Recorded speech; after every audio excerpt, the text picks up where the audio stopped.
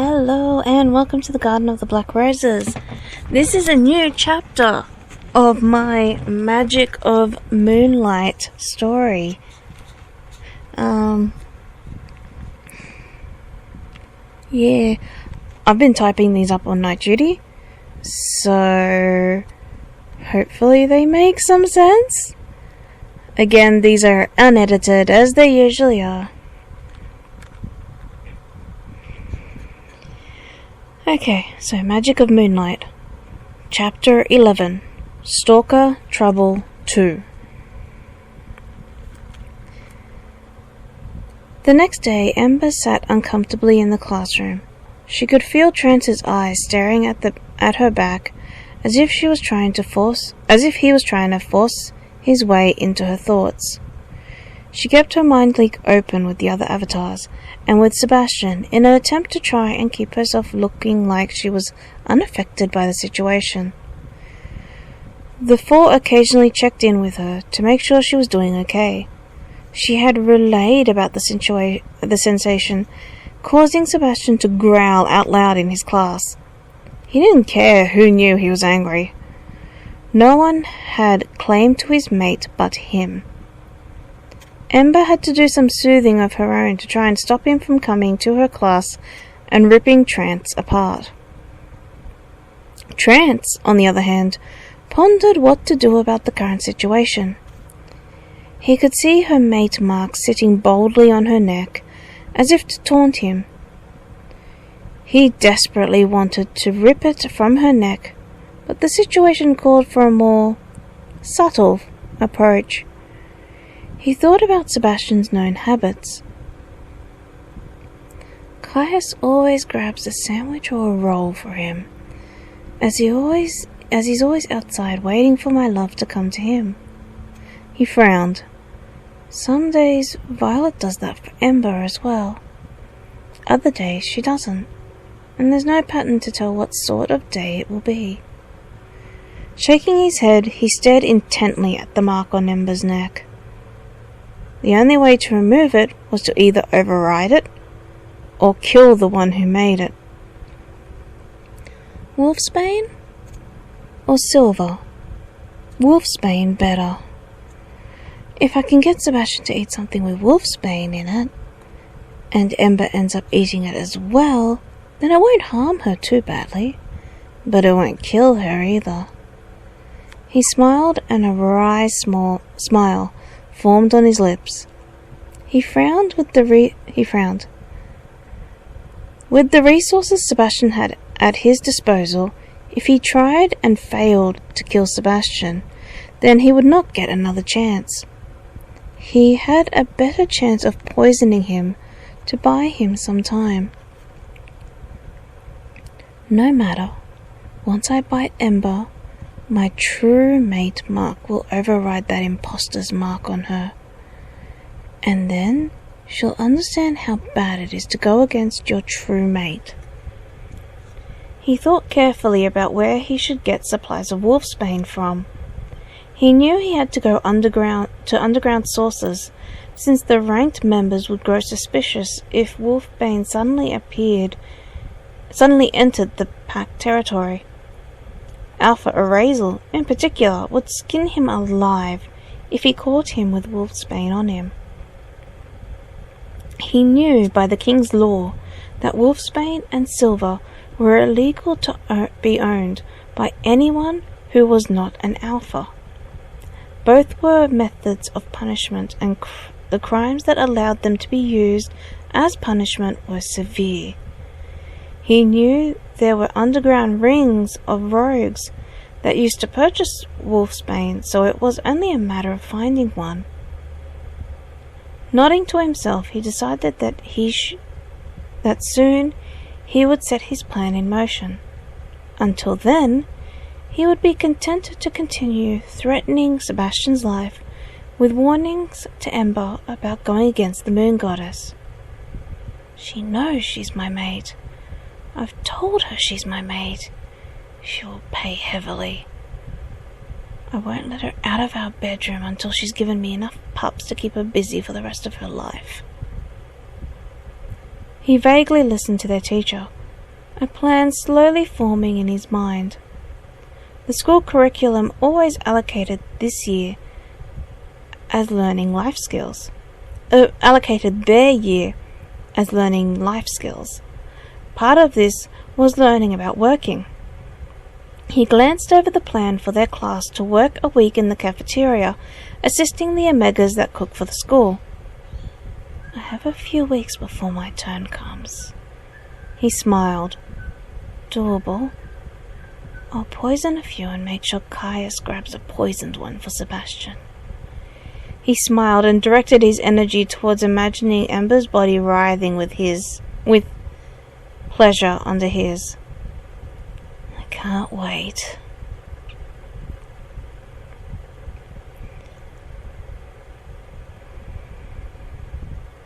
Phoebe sighed. Trance was making things more difficult than usual for her to approach their alpha. Given that she had a week off due to her condition, she had to seek out their teacher for makeup work. No need to wait for me, Trance. I have to go see Logger to get my work from last week. Are you sure? Trance asked. She was the only one he would use his concerned tone on. It made her feel guilty that she was going to betray his trust. I'm happy to wait. I'm sure, Phoebe replied. Besides, you usually watch Ember around this time as she waits for Sebastian and Caius. His growl rippled through their mind link. I don't want to keep you from that. Okay then. See you at home, sis. Trance gave her a smile before disappearing out the door. Phoebe sighed and walked towards the teacher's lounge. She lightly knocked on the door. A spunky-looking teacher stuck her head out and gave Phoebe a questioning look. I'm here to collect my work from Logoth for last week. Oh, of course! I'll go get him! The teacher ducked back inside and closed the door. Phoebe stood waiting, wondering if she should mention something to her teacher. She was drawn back out of her thoughts to the sound of his voice. Phoebe! Logoth handed her a folder with exercises and an assignment. He went over what he expected and smiled as she relayed and clarified points with him. Any other questions?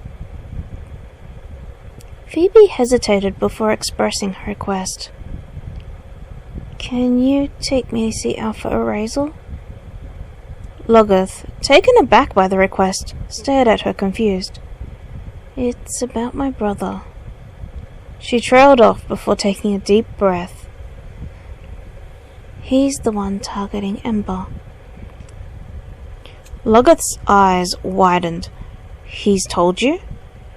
Phoebe shook her head. You've seen it. She nodded, slowly. I have a few things to gather before heading home, if you don't mind waiting a few minutes. Again, she nodded. He ducked back inside, the door closing behind him. He glanced back before tapping into his pack's mind link. Logan. What is it, Logoth? Logan replied relatively quickly. Logoth relayed everything Phoebe had told him. I'm going to take her to Alpha Erazel before heading home to our pack. Can you let him, or get Raven to let his father know we're coming? Sure thing. The mind link cut off, and Logoth quickly packed his bag before heading back out to Phoebe with his keys in hand. Let's get going. He led the way down to the teacher's car park. I've asked Logan to let Raven and Alpha Erazel know we are coming to see him. Thank you, sir, Phoebe murmured, before settling into her seat, and tried to calm her nerves on the drive to the deep water pack house.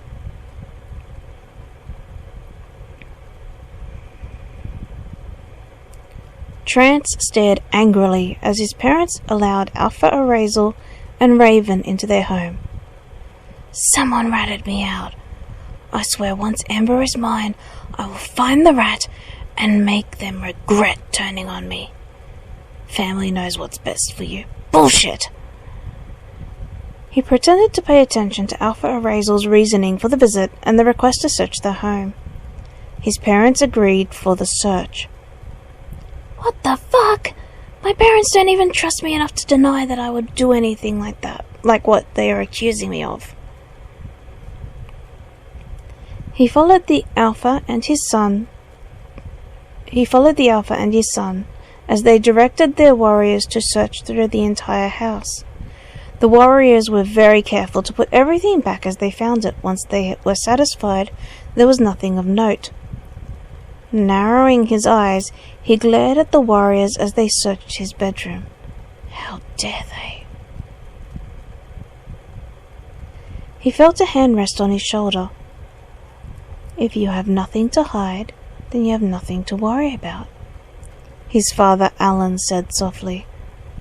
Alpha Arazel has the right to search any house he sees fit to ensure the safety of his pack. Denying him that right by refusing a search could indicate to him that we have something to hide. He glanced down at his son.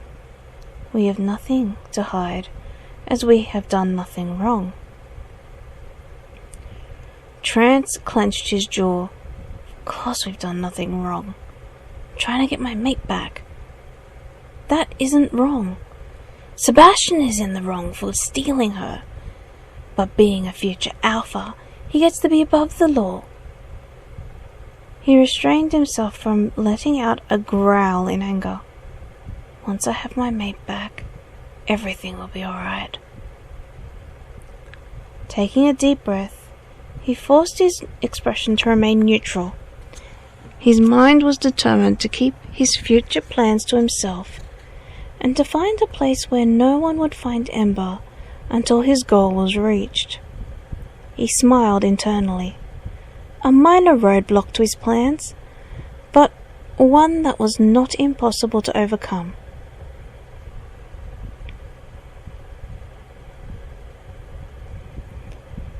So I heard you are responsible for putting Ember through hell.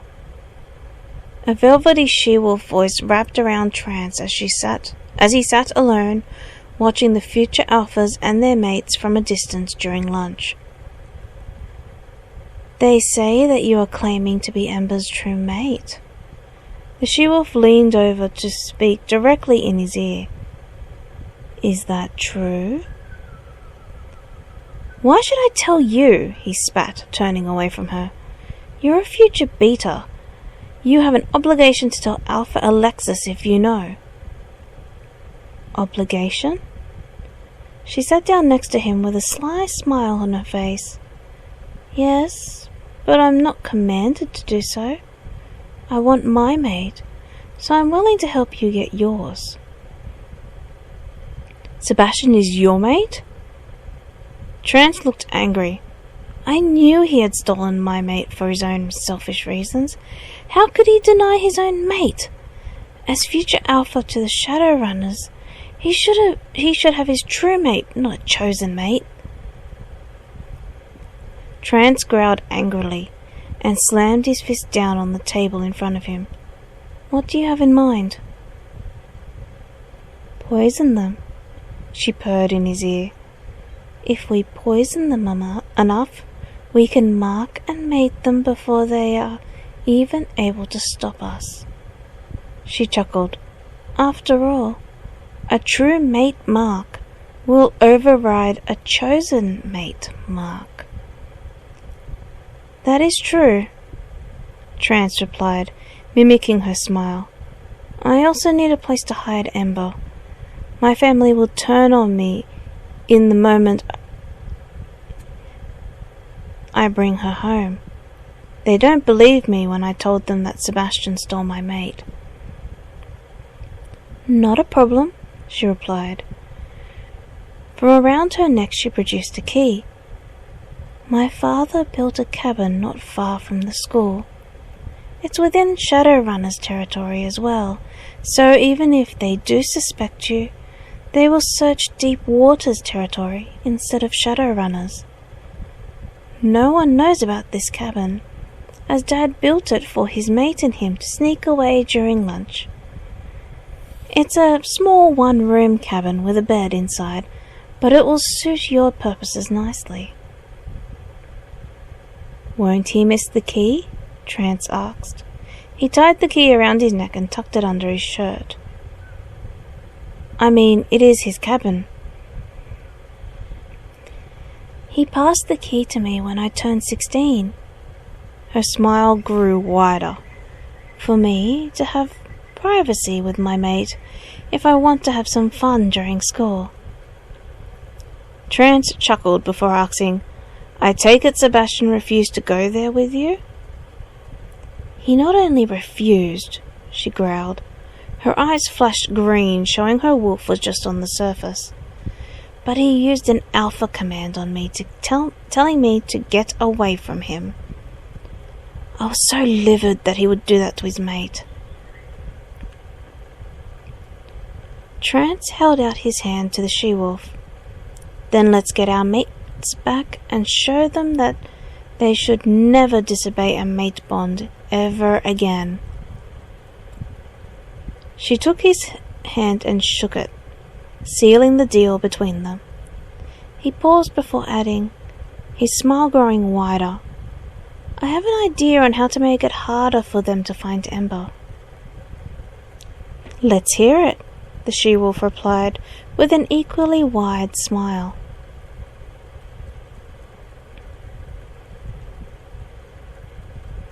Trance smiled to himself.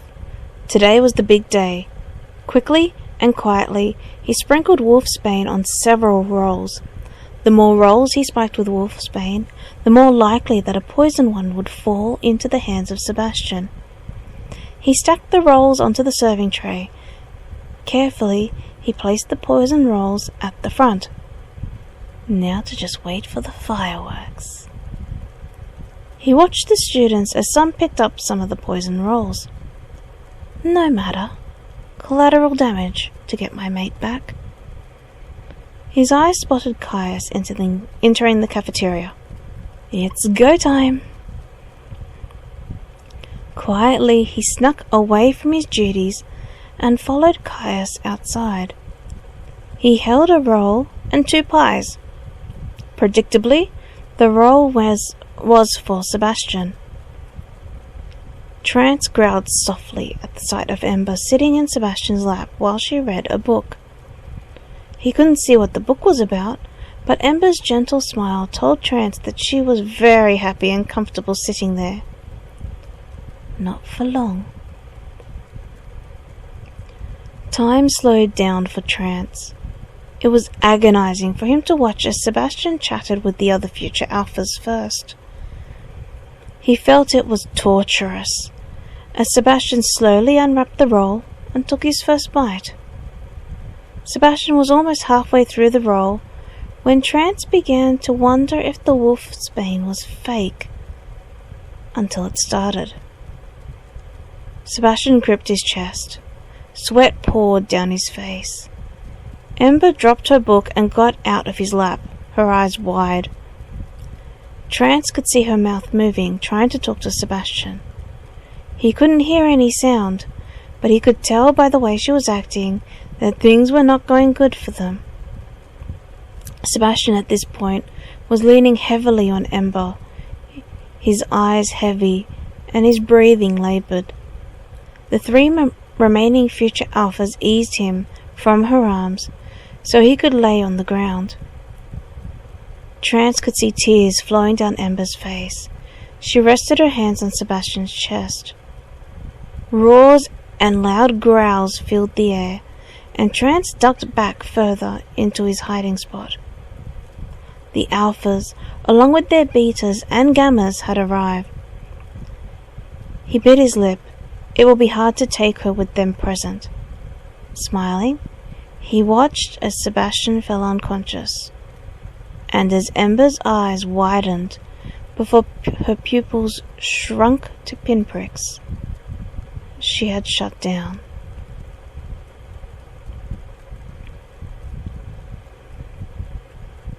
Violet and Rita shook Ember, trying to elicit a response from her. She remained unresponsive despite being upright. "Caius!" Violet screamed, her hands shaking as they covered her mouth. "Caius, she's not responding!" Alpha Marcus and Caius both whipped around at her scream. Caius quickly moved in front of Ember, shaking her harder than Violet and Rita had done earlier. "Sis?" Ember's eyes remained wide and vacant. "Sis, come on. We need you here. You need to stay strong for Sebastian. Your mate is counting on you to be here with him." Seeing no response, he looked up at his father. "I've only seen her do this once before. It took Sebastian to bring her out of it." He took a deep breath. "She's completely shut down."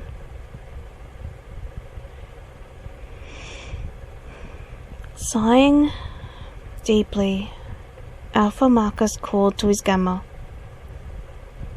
"Ridley, can you watch over my daughter while we deal with this situation? I cannot help but feel this was intentional." "Yes, Alpha." He bowed and added, "Alpha Alexis has also asked Noel to watch over Ember as well. She is their future Luna." Alpha Marcus nodded understandingly. "We will ensure she's safe." Nearby, Alpha Alexis sat with Loam, healer from the Deep Water Pack. He worked with Alia to try and work out what happened to Sebastian. Cries from other wolves caught their ears. Suzume came running to them in a panic. "There are more wolves falling with the same symptoms," she cried. "I've asked wolves who were unaffected to bring them here. There is at least 20 who have fallen with the same symptoms." Wolves came from everywhere, carrying their unconscious friends and relatives. Wolfsbane. Alia stared at the testing vial in her hands. "He's been poisoned with wolfsbane." She went to each of the affected wolves.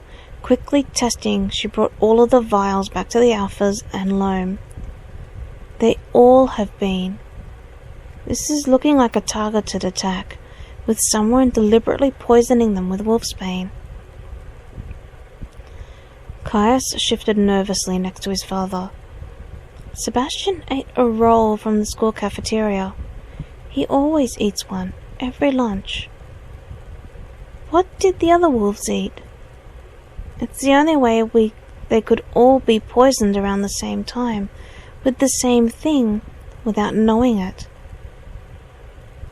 "I'll find out." Suzume bounced to her feet and pulled out her notebook.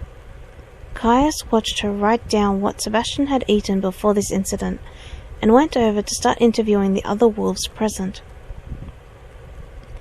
Caius took a deep breath and turned to his father. Ember hadn't eaten yet, so there isn't a chance that she's poisoned.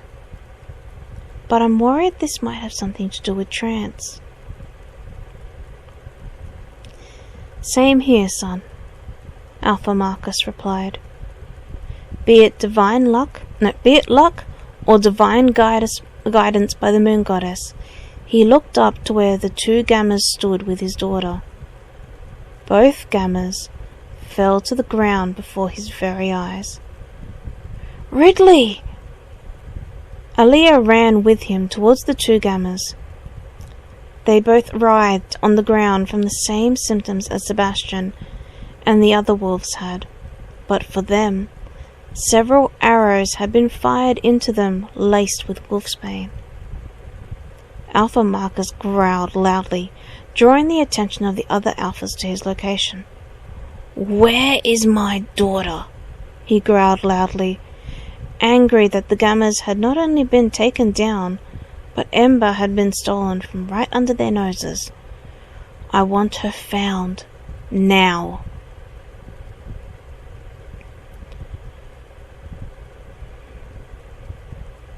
Trance ran through the forest. His amazement at his luck burst out of him in fits of laughter. His arms were filled with Ember's petite frame. "Mine!" he cried in his head with pure happiness. "And what's even better is that she can't even fight me. She's so broken because of what I did to Sebastian. All mine to do what I want." He kept running until he reached the secluded cabin his benefactor had provided him. Eagerness filled his being as he kicked open the door and lowered Ember onto the bed inside. He stood back, licking his lips, savouring the moment. He wanted his lips to touch and claim everywhere. His eyes raked over her body before being drawn to the 2 decent mounds that sat on her chest. He reached down to touch one. A golden shield threw him backwards hard against the wall. He stared at it before realizing the golden colour was the same colour as Sebastian's eyes. "That bastard still stops me!"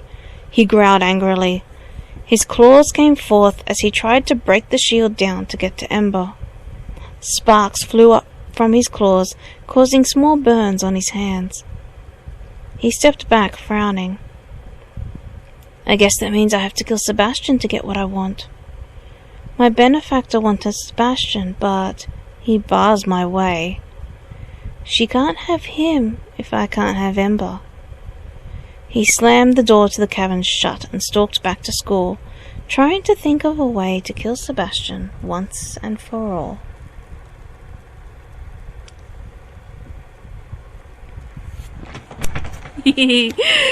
Oh, it's ramping up.